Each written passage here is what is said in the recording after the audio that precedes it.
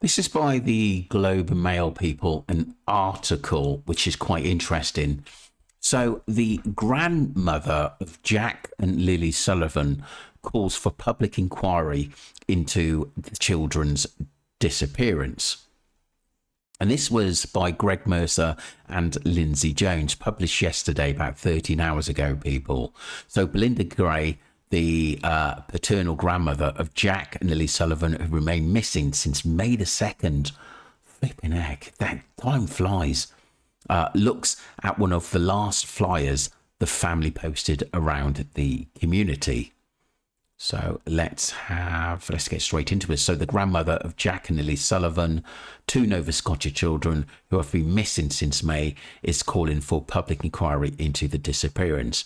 Belynda Gray, the children's paternal grandmother, says the Child Protection Service need to lift the veil of secrecy around how the provincial government responded to concerns about the home life of Jack 4 and Lily 6. I agree. She also said that RCMP need to explain how they handled the early stages of their investigations. Yeah, because it wasn't great, people. I thought they could have done a lot more. Miss Gray, who had limited contact with the children after their mother split up with her son, concerned that there may have been warning signs that were overlooked before they went missing.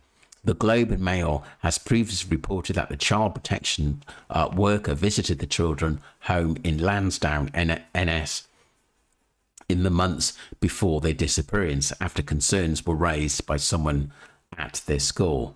But the findings of that investigation has shielded by privacy laws. I think the public has a right to know. Miss Gray said in an interview, just what did CPS do? What part were they investigating? What were their concerns? And that they are doing. They might even have answers for the investigations on what happened to them, of what it might happen to them. What might have happened to them. The children's stepfather, Daniel Martel, told the Globe in an interview in May that the child protection worker visited was sparked by concerns about their learning disabilities, not that their well-being.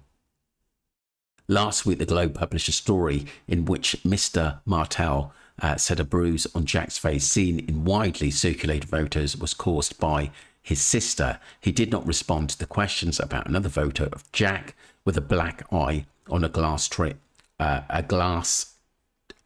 trip dated December 13, 2024. That was posted on the elementary school Facebook page. The children's mother, Malaya Brooks Murray, split from Mr. Martel soon after the kid's disappearance and has declined to comment. Months after the Nova Scotia children vanished, a clearer picture emerges of their lives before their disappearance, a timeline of key events since Lily and Jack Sullivan went missing.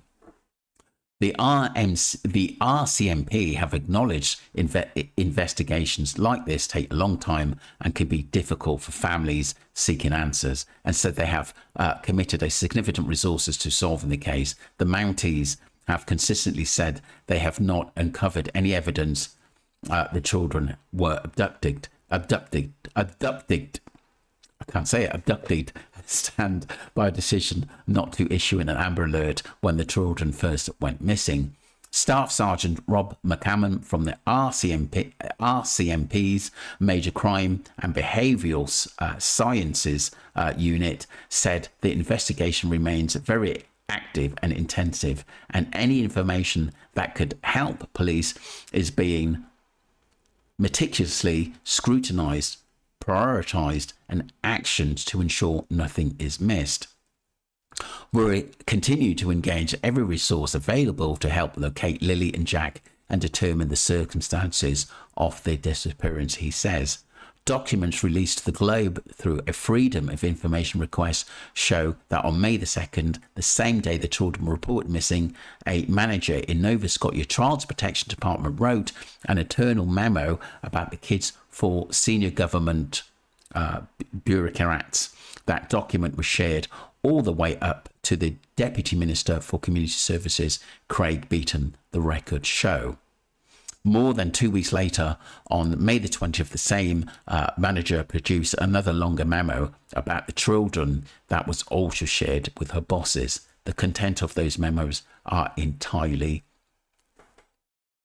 redacted for privacy reasons. Redacted for privacy reasons. Interesting stuff. Scott Armstrong, the minister responsible for the child protection in Nova Scotia, said he reviewed the children's file, but that it would be inappropriate for the department to comment on continued police investigations. This situation continues to weigh heavy on our minds of all Nova Scotians, particularly those in Pictou County, and we're all looking forward for the revolution for the family and community. Carly Smith, a spokesman in his office, said in an email, missing Nova Scotia children were assessed by Child Welfare Agency months before their disappearance. Mr. Armstrong has acknowledged there as shortcomings into Nova Scotia child protection system. In July, he hosted a meeting of other Atlantic region ministers and addressed challenges around recruiting social workers into the child protection system, particularly in rural areas. He also previously told the Globe he committed to creating an office of a child and youth advocate, which would act as a watchdog on the child welfare system, and he a voice for children and youth, and taking steps to reduce the workload of child welfare employees. Ms. Smith said that the issue of attracting and retaining social workers is not unique to Nova Scotia, adding the province he increased wages for child protection social workers and hired more administrative staff to ease the demands on the system. Interesting stuff. And this article goes on, people, to be honest with you. And like I said, it was just what obviously the maternal grandmother of Jack and Lily calls for a public inquiry. And like I said, I think a little bit more from the social services should be put out there, because like I said, I think we'd know a lot more about this case, because like I said, there are a lot of channels out there who think those children were being abused at home. Let me know what you think, people. I think it's really interesting read there. And like I said, the article is the Globe and Mail, and this was published yesterday by Greg Mercer and Lindsay Jones. Let me know what you think, people, because I think this case is still big and needs to be put out there for those children to be found. Thank you very much indeed. Don't forget to subscribe to Streamline Entertainment. Thank you very much. Bye.